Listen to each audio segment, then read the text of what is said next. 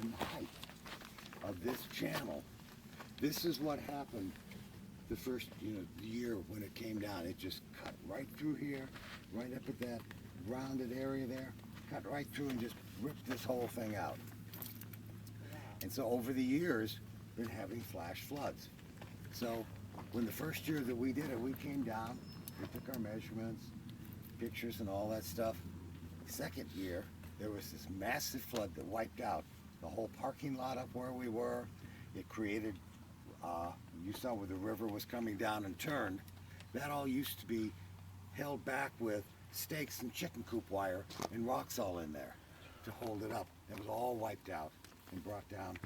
That, see those large boulders? You can take a guess where they come from. Top. Way up in there because of that color.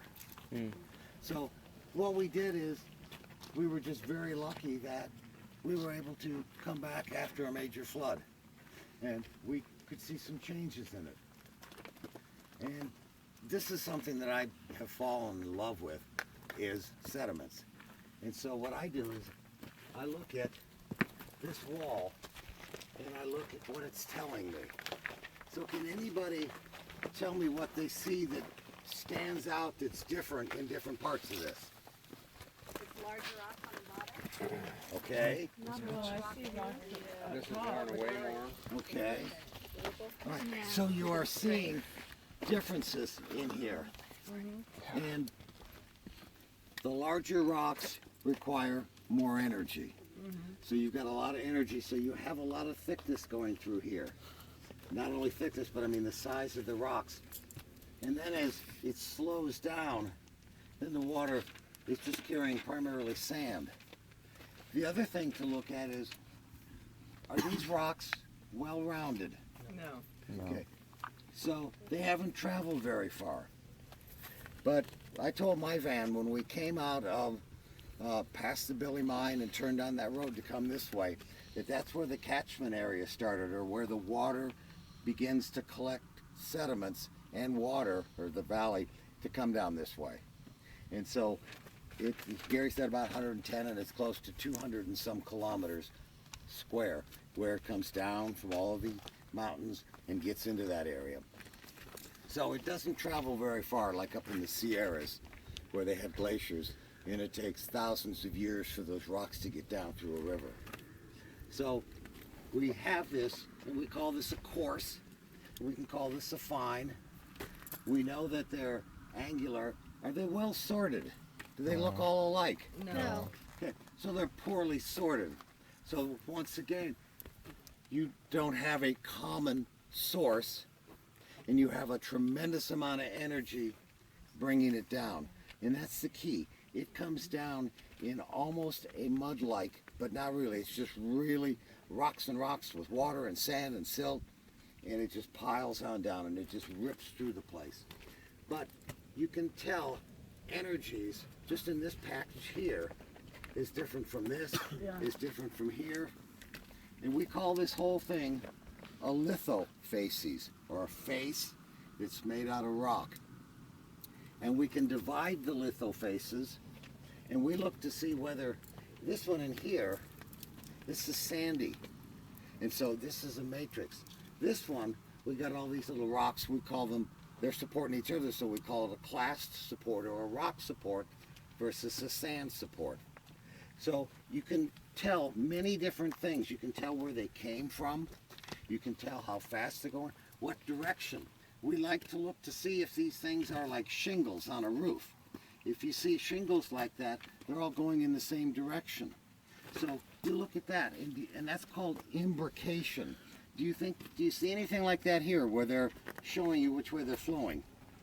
It looks flat. It looks flat, but you don't see them one on top of the other. You know what an axis is, your X and your Y axis. Well, your axis on this rock is going this way. You got an axis on this rock coming out this way. You've got another one going up that way. So there is no, right, it settles the way it is.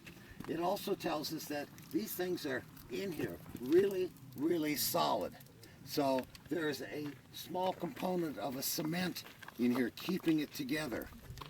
So these are the things that when you study sedimentology, you come and look at this. And this is what I'm doing along the San Joaquin River and looking at this in a gravel quarry. So that's what this thing is. And then you see on the ground, Yeah. the rocks are different. They're more rounded. And that always kind of surprises me, why you get more rounding there than you do here. I'm not really sure. But there is probably a lot more because of their size that they spend more time getting worn down. Now the last thing I wanted to show you is as you're walking out, you're going to see paths of this fine tan stuff, and then you're going to see piles of rock. Those are sandbars, the piles of rock. And these are channels. And does anybody know anything about the 4 types of streams there are? Braided. They're braided. What else? Meandering. How about straight? And the last one's anastomosing. This is a braided pattern, but not a stream, because you need to have something that's running continuously and entrenched. Can you see the So fourth I one? don't The fourth one you had? anastomosing, where they come together.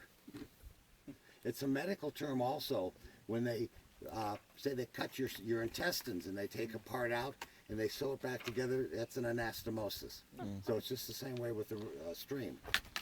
So we have an alluvial fan here, and we also have something else called a fluvial fan. And that's made, you guys live on a fluvial fan in Modesto. It's a very, very large fan that is created because of all of the glacials and the sand and silt rocks that came down. But there's always a river running through it.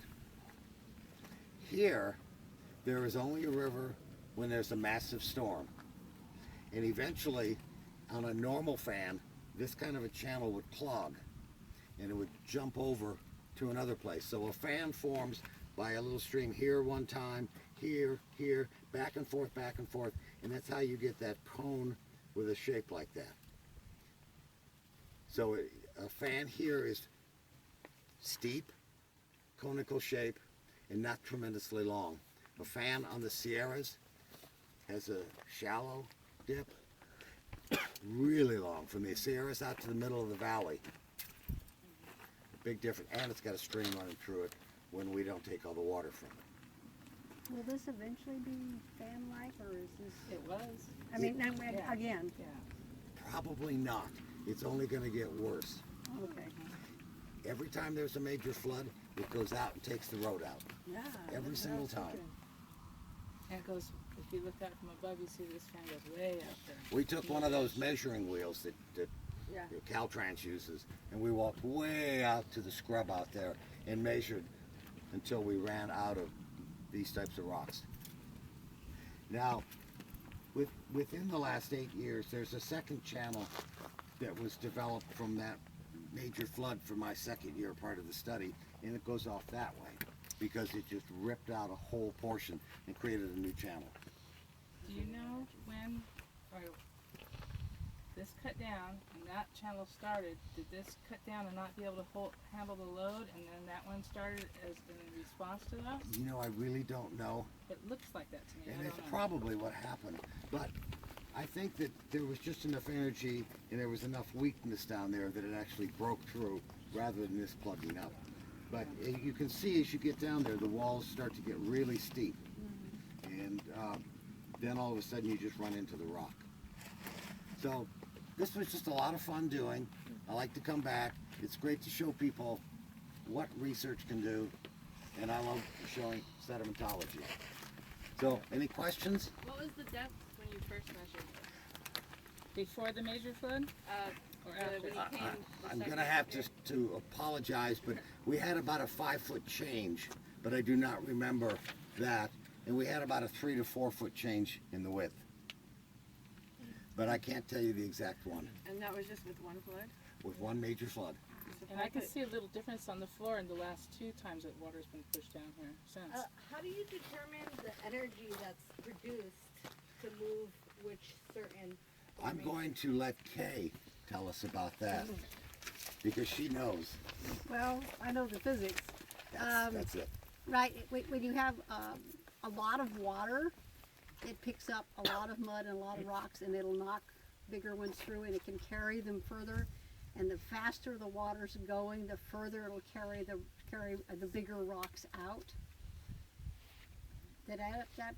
And once it shallows out and starts losing, like it starts spreading out, it starts losing energy, and it'll drop the bigger rocks, and then it'll drop the gravel, and then it'll drop the sand, and way out there it'll drop the silt. So you're saying that it started to lose energy when it got in here somewhere? Probably. So what's the process for determining the speed? They or the- calculated it at 9,000 cubic feet per second at the last flood about 7 years ago.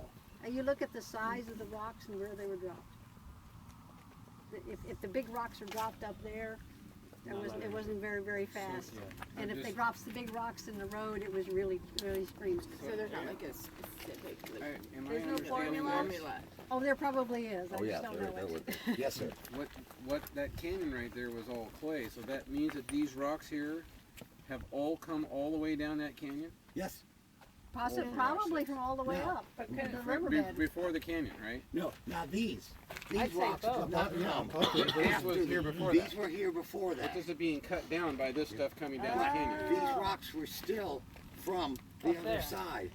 But for how many years you think this was? This is Lots and lots. a tremendously long time, Yeah. possibly, Possibly. because you have to look at each. Like I said, there's each layer or each event, and you can tease out the events in here. But from studying it, what's your guess? What? From studying this, what's your guess? Offhand. Offhand, total. You know, I don't have it because this is Okay. probably thousands of years. That's what I'm thinking. Yeah, because you only get these massive floods. Usually, they call them 100-year floods, so they don't come a lot. So this was all filled in from there to This- there. Yes, But we don't get to see the inside of an alluvial fan very often. And that's what's neat about this, because you can walk up and you get great big rocks that drop in. During the flood, that big rock out there came down. That wasn't here the first year we did it.